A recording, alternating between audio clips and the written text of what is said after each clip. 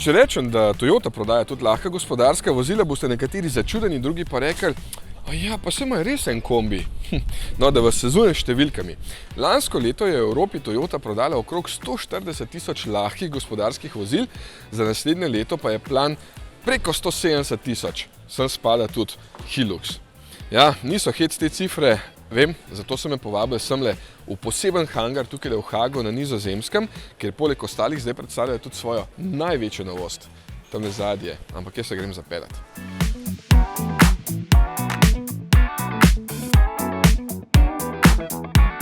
To je ProAce Max in tako velikega kombija Toyota v Evropi še ni imela. Skupaj z njim je zdaj prisotna v čisto vseh segmentih lahkih gospodarskih vozil.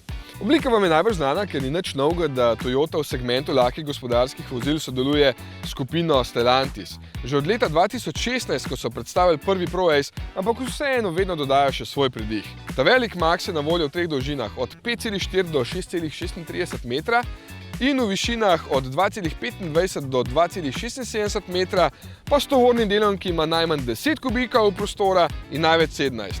In v trebuh sprav do 1500 kg. Tale je verzija L3H3.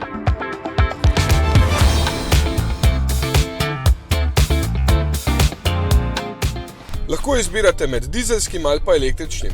Z dizelskim motorjem ima 2,2 litra prostornine in ponuja 88, 103 ali pa 132 kW moči, se pravi med 120 in 180 konjev.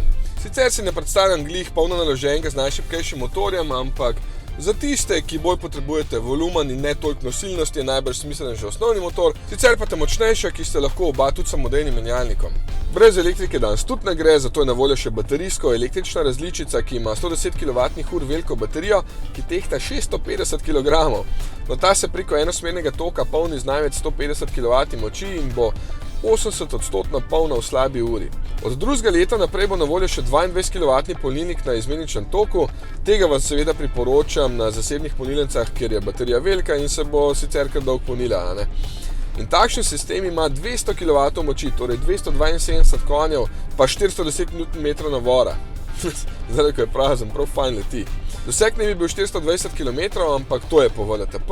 V praksi bo seveda zelo odvisen od vaše vožnje. Ta dva pa poznate, ProAce in ProAce City. Oba sta na cestah že kar nekaj let in prodajno kar uspešna, zdaj pa so jo prenovili. Za začetek imata oba majčkeno dodelano masko in že izgledata boljše, veliko več imata tudi varnostne opreme. Bolj zadovoljni pa boste s prenovljeno notranjostjo. Če ne boste vzeli glih najbolj osnovne opreme, boste dobili takšen 10-palčni osrednji zaslon, pa pred vami bodo 10-palčni digitalni merilniki. Oboje je super, ker je uporabniško veliko boljše kot prej. Pa zelo zanimiva je tudi takšna predelava za invalide.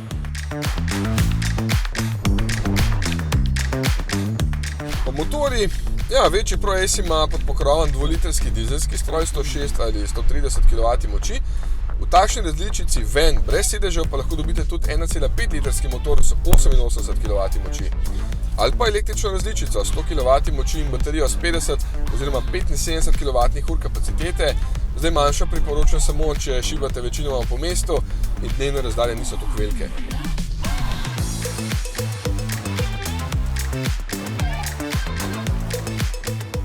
Mali ProAce City, ki ga vozim zdajle, pa poganja enak elektromotor, samo z majčkeno manjšo baterijo, 50 kWh ima, je pa vse malenkost večja kot pri starem.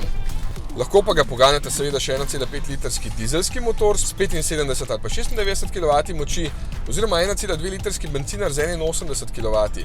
Oba kombija sta še vedno na voljo v daljši ali pa krajši različici. Super novost je pa digitalno zvratno ogledalo, če imate recimo furgon.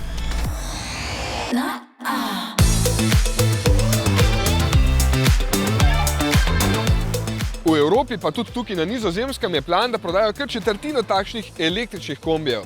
No, v Sloveniji nad elektriko še nismo toliko navdušeni, bo pa baje Toyota v 2 letih med top 6 v Sloveniji po prodaji lahkih gospodarskih vozil. Tudi s tem, ki ga bom zdaj pokazal.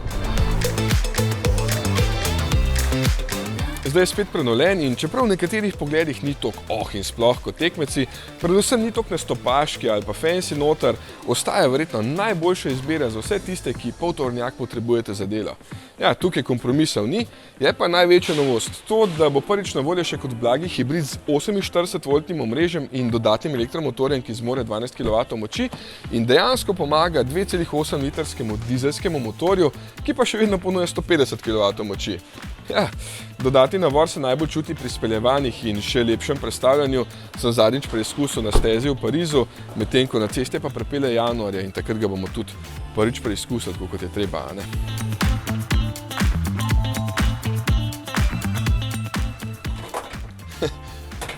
Ja, tale je bil pa za mojega kolega, vodovodarja. No, v glavnem, kljub temu, da imajo kombi skupne korenine s Stellantisovimi, se Toyota pri svojih modelih hvali zagotavljanjem kakovosti in dodatnih storitev, da bodo vozniki čim bolj izkoristili svoje vozila za posel, ne pa za zabušavanje, kot se ga bom jaz zdaj prvoščil, ko sem vse posnel, ne? Tale so juhce, tale so neki sendvički, tule je sladko, tole bom pol, ja, se bo.